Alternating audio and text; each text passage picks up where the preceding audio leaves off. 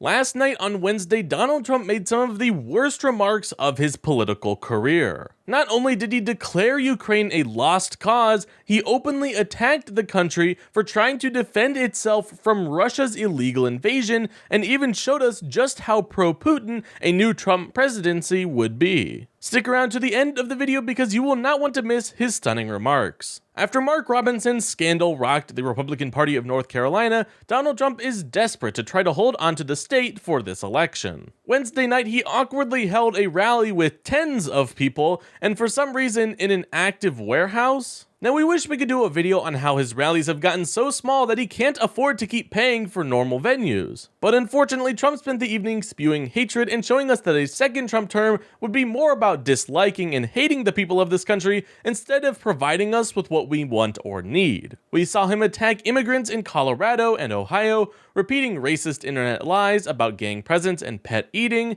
He also repeated the lie that Kamala Harris's father is a quote Marxist professor, despite him actually being a well-respected economics professor. The worst part of the night, however, and what we really need to focus on, comes from when Trump began to speak on Ukraine. The past few years, Trump has never been very pro-Ukraine. He even refused to say that he would continue to support them during the presidential debate. Last night, however, he went from an attitude of not caring about Ukraine to openly calling for them to give up. He also discusses how fighting to protect your country is bad because it causes destruction and the Ukrainian people would be better off not trying to defend themselves. His speech was just so repulsive, we'll just have to show it to you. Take a look. Biden and Harris caused this situation by the stupidity of what they said, by every move they make. But they caused the situation and now they're locked in. They're locked in. I watched this poor guy yesterday at the United Nations. He didn't know what he was saying. They just don't know what to do. They're locked into a situation. It's sad. They just don't know what to do. Because Ukraine is gone. It's not Ukraine anymore. You can never replace those cities and towns, and you can never replace the dead people, so many dead people. Any deal, even the worst deal, would have been better than what we have right now. If they made a bad deal, it would have been much better. They would have given up a little bit, and everybody would be living, and every building would be built, and every tower would be aging for another 2,000 years. And it will only get worse with these people. With Kamala she doesn't know what she's doing. More people will die. More cities will fall. The ones that fell will continue to receive more and more bombs. They'll be broken up asunder, worse than they are right now. Nothing is standing. The crops are dying. There's really nothing for the Ukrainian people to move back to. And it didn't need to happen. Those buildings are down. Those cities are gone. They're gone.